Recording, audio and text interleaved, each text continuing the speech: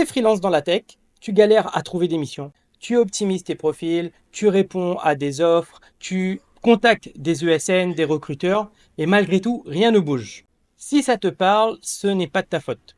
Aujourd'hui, les méthodes classiques ne fonctionnent plus trop. Dans cette vidéo, je vais te montrer pourquoi 99% des freelances font fausse route lorsqu'ils font de la prospection. Et comment changer ça pour avoir des clients réguliers. Juste avant de commencer, je me présente rapidement, je suis Imran, je suis freelance tech depuis 4-5 ans.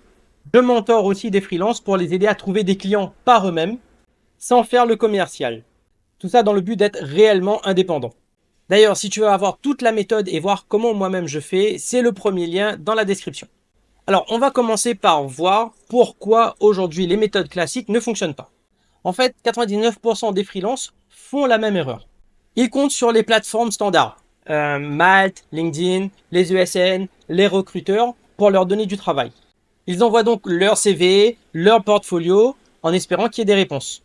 Ils passent des entretiens, des tests techniques, on leur dit « Ah, le client a l'air intéressé » et au final, ils entendent tous la même réponse « Ah, mais on a trouvé un meilleur profil que le tien ». Résultat, tout le monde fait la même chose, donc ça crée beaucoup trop de concurrence. Deux conséquences à ça, des TJM qui vont vers le bas, c'est ce qu'on appelle la course vers le zéro. Ben oui, quand t'as pas de moyen de différencier un dev d'un autre, sur quoi on joue? Sur son TJM, naturellement. Et deuxième conséquence, c'est que t'as beaucoup de mal à te différencier. Comment tu différencies un profil d'un autre, à part par l'expérience, mais quand t'as la même expérience, comment tu fais? T'as pas le moyen de montrer en quoi ton impact pour l'entreprise est important. Maintenant, pourquoi ces méthodes classiques posent problème? Les clients, généralement, ne cherchent pas des freelances. Ils cherchent à régler un problème douloureux qu'ils ont en interne et à essayer de trouver une solution. Alors, c'est quoi un problème douloureux pour une entreprise? Soit quelque chose qui leur fait perdre de l'argent, soit quelque chose qui les empêche de gagner beaucoup plus. Donc, ils ont ce problème douloureux et ils cherchent une solution. Ensuite, quand tu te présentes en tant que je suis dev React et je suis disponible, tu es en compétition avec les 50 autres devs React qui sont eux aussi disponibles et qui vont faire ou prospecter de la même façon que toi. Ensuite, tu es dans une démarche passive. Tu postules, tu crées tes profils sur les différentes plateformes et ensuite, tu attends que les offres viennent à toi. Tout ça fait que tu ne contrôles absolument pas ton acquisition de clients. Maintenant qu'on sait pourquoi ça ne marche pas les méthodes classiques, comment on fait pour trouver des clients soi-même? Il y a 3 concepts clés à bien comprendre au départ. Premier concept, trouve des clients avant même qu'ils aient le besoin de chercher un freelance.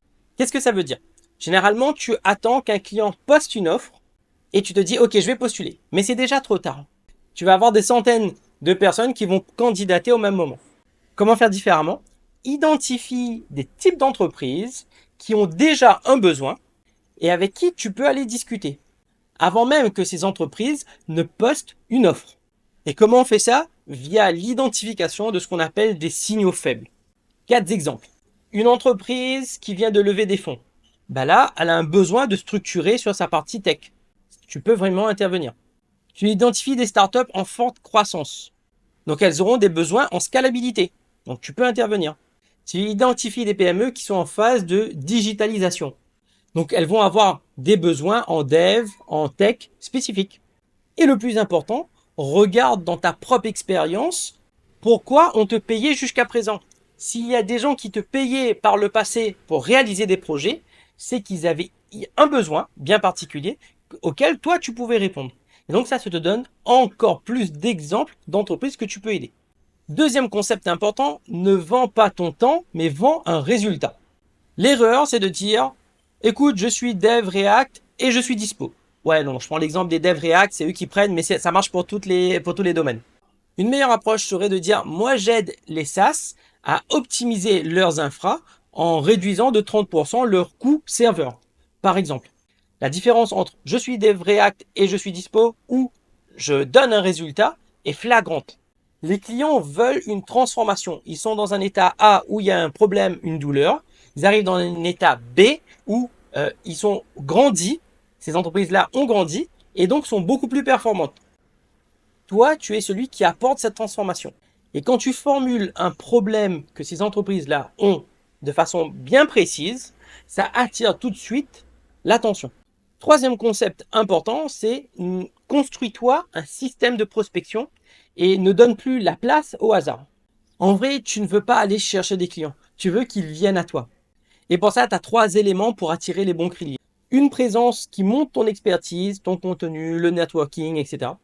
Une offre hyper claire, packagée, et non pas au TJM, et un système de conversion hyper bien huilé. Une prise de contact, une visio, une présentation de ton offre et du closing. Ok, maintenant que tu as compris ces 3 concepts clés, concrètement, comment tu peux mettre ça en application dans ton activité. Étape 1, identifie ce qu'on appelle ton client idéal. Quels sont les types d'entreprises qui ont besoin de ton expertise à toi et quel est le plus gros problème technique que ces entreprises pourraient avoir. Le client idéal, c'est vraiment le type de client avec qui tu kiffes bosser.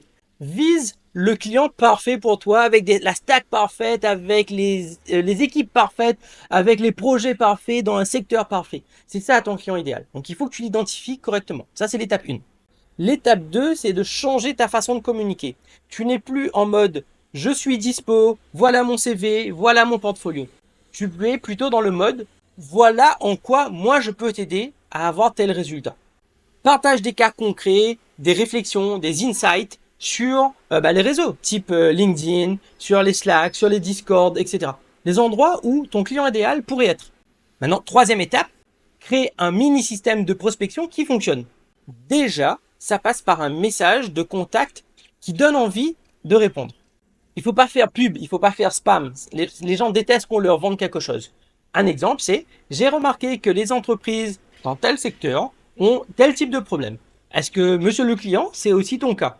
Avec ça, les gens vont avoir 2 ou 3 réactions différentes. Soit ils vont te dire « non, ça m'intéresse pas », bah tant pis, hein, tu pourras rien leur vendre.